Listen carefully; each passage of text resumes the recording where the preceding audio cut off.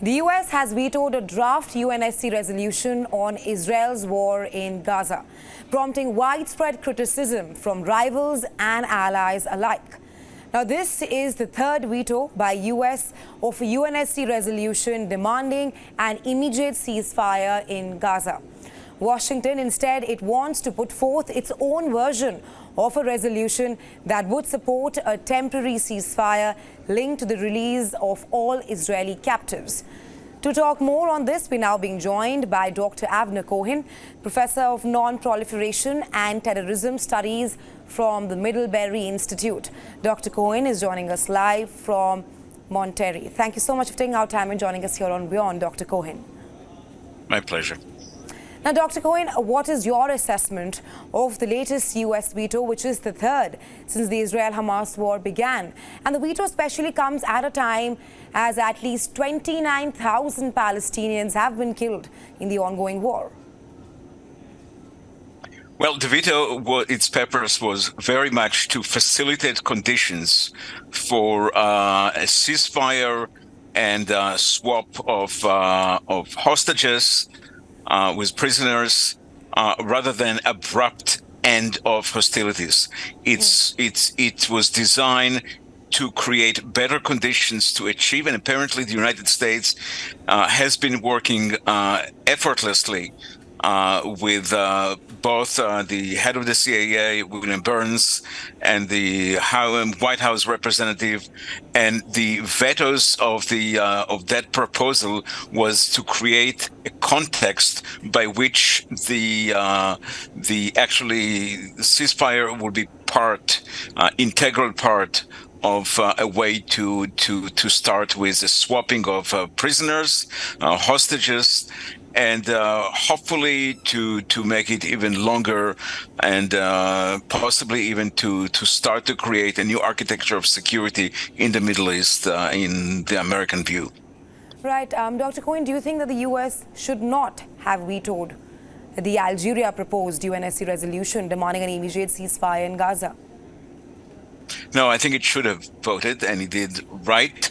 The Algerian proposal, had it been accepted, would have been jeopardized the negotiation, which are now in advance point.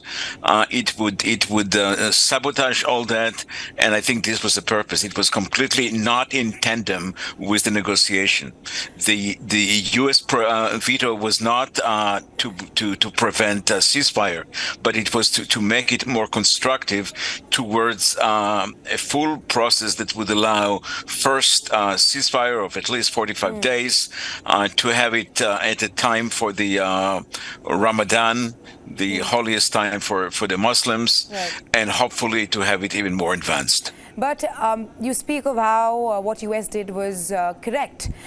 But we have seen that there is global support for the Algeria proposed resolution at the UNSC, because it was only US that abstained, and it was only US that vetoed it, UK abstained it, and remaining countries supported the resolution. Yeah.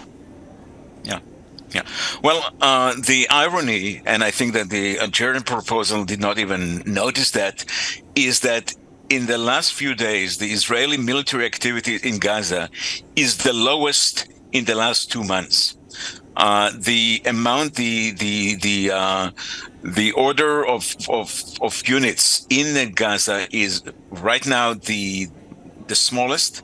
It's about 3+ brigades. And there was time that it was some close to 15, 4 or 5 divisions.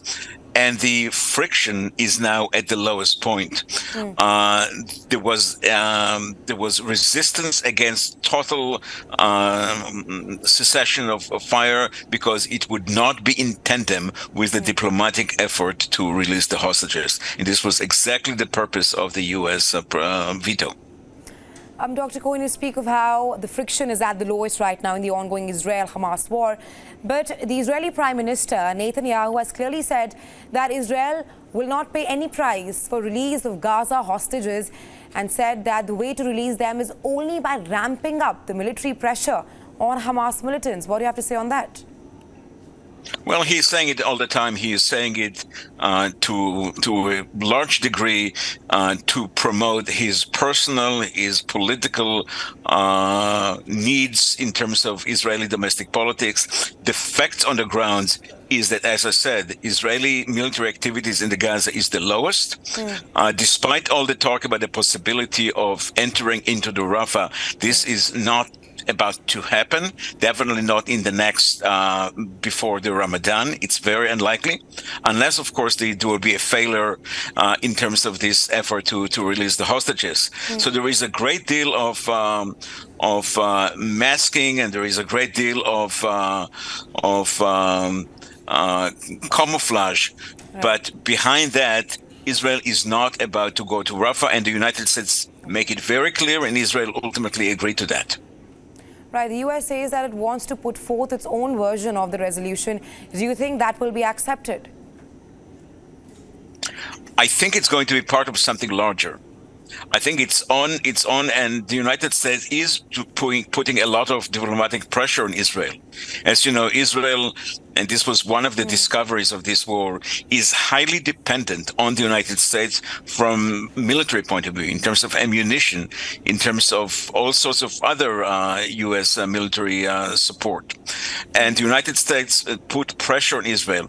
It was not part of abrupt pressure to stop right now the way that the Algerian proposal was put.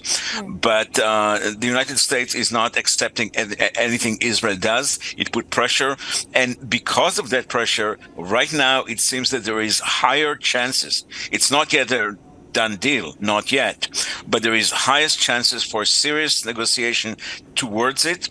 As you know, the Ramadan is about 3 weeks from now, and the hope is that the deal will be made even before that. It's a complex deal. It's not a simple deal. There are a lot of sticking issues, but for the first time in weeks, right now, it's being run in a serious way, those negotiations. My last question to you, Dr. Cohen. Do you see a shift in the US's stance in its support for Israel? Yes, I do. The United States is much more assertive in the way that it's imposed its view in Israel. Ultimately, the United States, like Israel, like a number of moderate Arab states, including Egypt, of course, including Saudi Arabia, including Jordan, they would like Hamas to be defeated. Yes, they would like that instead of Hamas, there would be another serious Palestinian representations, and they would like to have an active Israeli-Palestinian negotiation towards something beyond the Hamas, towards some kind of form of Palestinian governance. But the United States right now is much more assertive and much more able to constrain Israeli activities. Right, Dr. Cohen. And we see it on the issue of Rafah, indeed.